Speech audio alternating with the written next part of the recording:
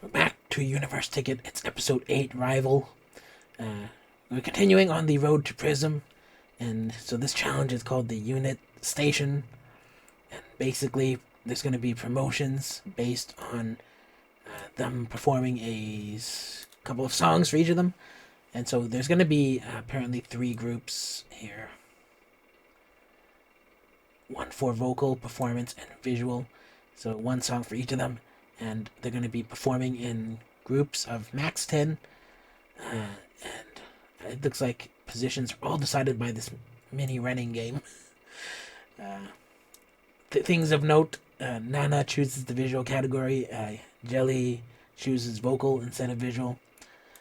And I would say that in terms of these categories, the least delusional is probably the vocal one, because if you can sing well, then obviously you know you belong there if you have a voice. And then in terms of visual, I mean, they're selecting it themselves. That's what I mean by uh, whether they're delusional about it or not. If you know you can sing, you probably know you can sing. You could be delusional about it, but I feel like it's the least one because people will eventually catch on. But the visual is more subjective because you can be cute, you can be attractive to males or females, or sexy or pretty, or more kind of like traditional looking, and so it's a very like wide subject matter. And then it comes to performance. You'd imagine that it had to do everything with stability and being experienced in performance, but I think the performance category in this situation is more about uh, how much do you stand out, and can you pop out in that way. And so I think that's what it's basically going to be about. And so let's just get into the categories here. And it seems that I've relapsed again into recapping. Something I can't help. But anyways, this is the visual category. And they're going to be singing Orange Caramel's Catalina. Nana here sees Kotoko as a rival because at first glance she sees that she suits the song. And basically everyone is worried about not being able to get the ha part, and those concerns are well founded because Kotoko does get the ha part.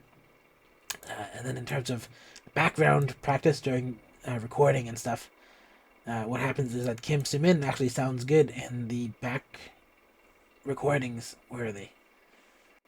Maybe they're a little bit further on. But we also get to interim evaluations after these recordings, and this is where all the members evaluate each other.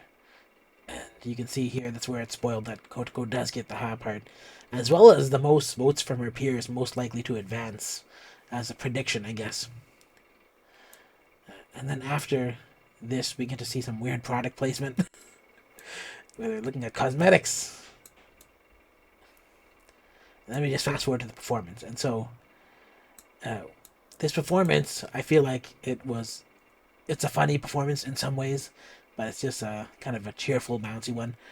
I feel like Kotoko does stand out, and it's mostly because she got the good parts, and she's kind of like dressed like a white pencil crayon, but she also knows like she actually jumps in the air during her move and stuff, and so I feel like she knew how to sell herself there.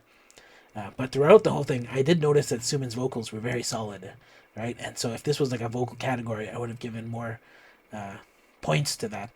But as it is, she just mildly stood out because I could hear her doing some notes. But anyways, at the end of this, the unicorn judges decided to advance Kotoko. And I feel like that's fair. I feel like that's just a natural thing. And then we get to the next team, and it's the vocal team. And so here in the vocal team, they're going to be singing Beautiful by 101. And the girls seem to think that Sunwoo is probably the most competition vocally, but honestly, I saw her choke during one of the performances on the show, so I'm not sure if that's really going to be the case. And then it's interesting here when you see 2 leaders, Sunwoo and Hyunju, uh, performing as potential leaders, but it's not really a fight between them because it just defaults to the older one and the one that's already an idol, which is Hanju. And then Something also happens here is that the girls are delayed in their practice because San caught the flu, so they can't all perform together. And then it turns out like several girls caught the flu, and when she returns, San is basically struggling, but she gets helped, and then she's still sick even while recording. But uh, even though she is sick, you suddenly find that other people are struggling with recovering from the cold as well. Like even Alicia can't perform in real time, but Sunwoo is able to. And so it's interesting seeing the tables turn here. And then you also see Yunha performing well and taking parts from, I guess, Sunwoo. And so Sunwoo just doesn't want to cause drama over it, and so she's like telling no one to make a deal about her uh, not being able to hold back from kind of weeping. And I thought that was really mature of her. And then there's a section of product placement again. The same cosmetics as we saw before. So I'll just fast forward that stuff. So the performance was good and the harmonies were good. That's really all I can say about it. I don't think anyone did poorly. But then again, the whole reassignment thing makes me wonder. I mean, how people would have been able to highlight themselves if they did get to keep their roles. And so this show's kind of done very strangely because producers have so much control of everything. And, you know, for something that's a clear competition, I don't know if the producers should be interfering to that level. But it seems like they're pretty much just selecting who they want anyway. So all the voting is kind of just. I'm not even sure if I really believe that the voting matters that much. It just. So far, it just seems like you can just keep them in the competition for a while, but eventually it's going to just be who they want it to be. But at the end of it, Seowon got the advancement, and she goes to the R category, which puts her with Nana. And so those two are just one step away from debut. And then we get to performance, the performance team. And I noticed something in the background practices that when they were doing the interim check-ins, none of them could. They didn't sound very good. But anyways, back in practice, Narumi gets outed by Nizi as basically winning all the flashy parts that they wanted. And so, behind the scenes, when they were showing the choreo for this, I thought it looked nuts. And everyone initially saw Nizi as the one most likely to succeed, but Narumi basically fought very hard to take all the parts. And it's kind of funny how there's an on-site dance trainer who's just handing out those parts. And so once again, it's kind of more like it's more like a just seeing people being selected within a company rather than a survival show with. Well, I guess it's merged with a survival show, but I'm not sure how the people voting actually play a major role in this show. But after that, we get to their performance, and everyone's doing all right.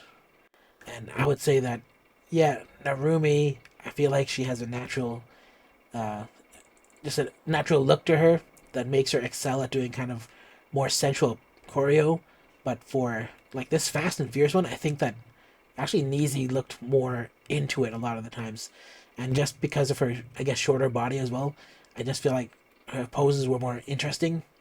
Whereas, whereas with Narumi, she didn't really stand out that much. I mean, she got all the front parts, and I think if you could see her face expressions from far away, then it would have helped a lot more. But I feel like she didn't actually pop out that much, and that's me saying this. Where Narumi is actually one of my top threes probably in this show, but I feel like if you're looking at the group as well, it seems like the final group is going to be like between ages 12 to like 16, and honestly, I was thinking that Nizi would fit that better at age 13 than Narumi, who's at 17.